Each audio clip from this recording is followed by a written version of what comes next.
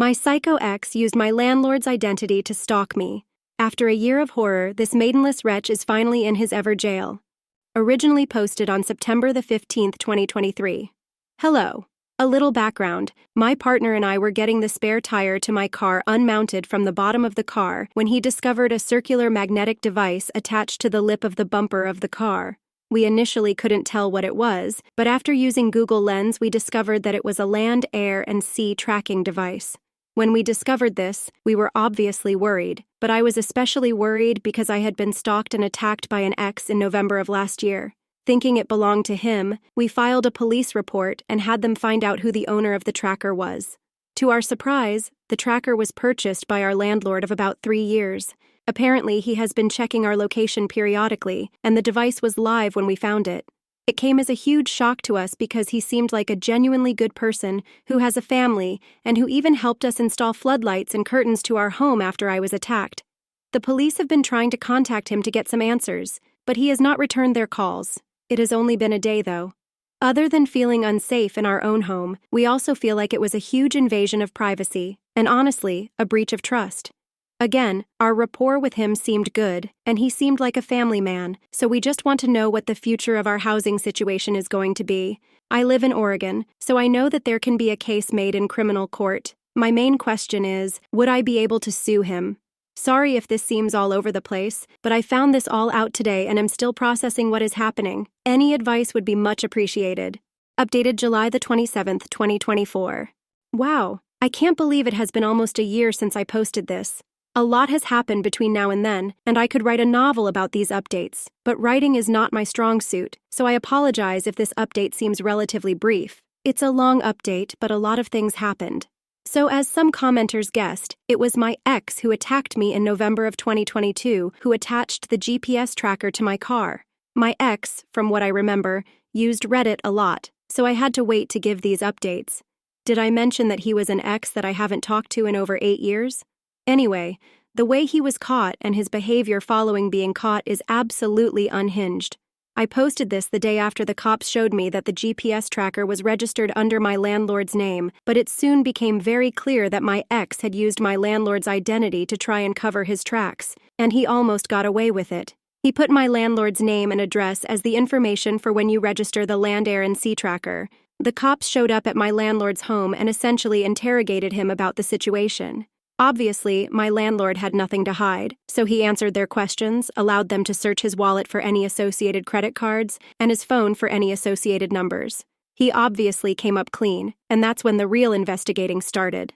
The tracker was linked to a track phone that my ex must have been using as a burner phone.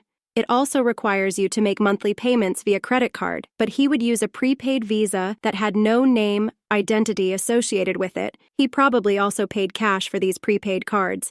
So, all of this covering up, and you know what got him? A woman's voice. Thankfully, the police officer investigating the case took every avenue to catch him, which included setting up a mini sting operation.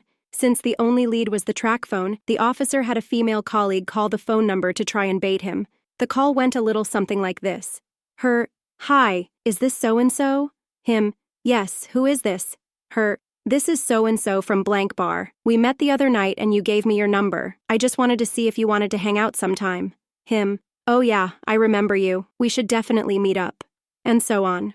The police believed that the recording of the call itself was enough evidence for probable cause, but they wanted to get him meeting her in person to really solidify the probable cause. They were texting back and forth for a while, but I think he eventually realized that it was too good to be true and that the GPS monitor was no longer going anywhere other than the sheriff's office. He must have put 2 and 2 together and stopped.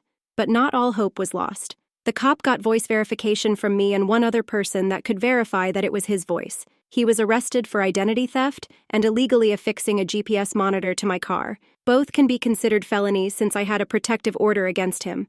The process of arresting him and indicting him was no walk in the park, though. They gave him the opportunity to turn himself in instead of being arrested by an officer or being picked up. Well, when he realized the trouble he was in, he checked himself into a mental hospital, which was a loophole for him to not be taken into custody, and which meant a mountain of paperwork and work for the DA's office to get charges seen before a grand jury. My experience going through the DA's office could be a whole other thread, but I will spare you the details. The grand jury eventually indicted him on both counts, and I awaited trial. That should be the end of the story, right? Wrong. Not even 2 months after he is indicted, I see him outside my house. I was driving home from a date night with my partner, and we took a different road than we would normally take home because we saw some cute ducks in a neighbor's yard, and it caused us to take a detour. Well, thankfully we detoured that day because as we were about to near the corner of the road we live on, we saw him.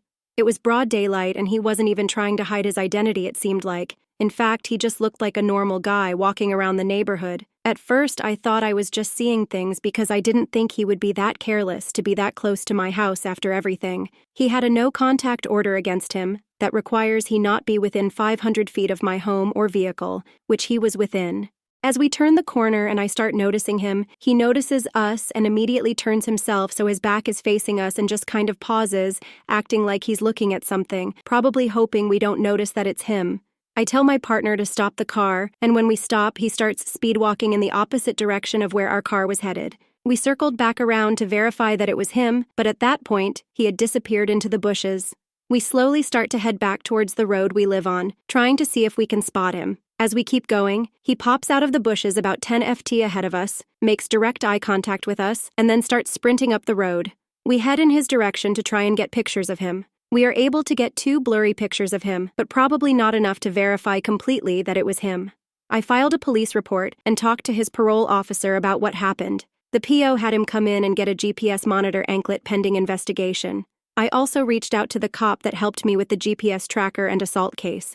He helped me go to every neighbor's house and ask for video evidence of my creepy stalker ex. Some neighbors didn't answer, other places didn't have anything, but the place with the bushes? They had a video of him clear as day crouching in their bushes. Needless to say, he is currently in jail facing multiple charges against him. I want to delve into more detail about the justice system and my grief with it, but for now, I will just end on a positive update. Thank you to those who gave me advice and showed actual concern. To those who commented that this was an ad for a land, air, and sea tracking device, piss off. I also want to acknowledge the cop who has been helping me ever since I was first attacked. He saw me right after I was assaulted in 2022 and saw how shaken up I was. He went out of his way to do a sting operation on the GPS tracker, and he went door to door to find video evidence of my stalker. I don't think the average cop would do half the work he has done, and I will be forever grateful for that.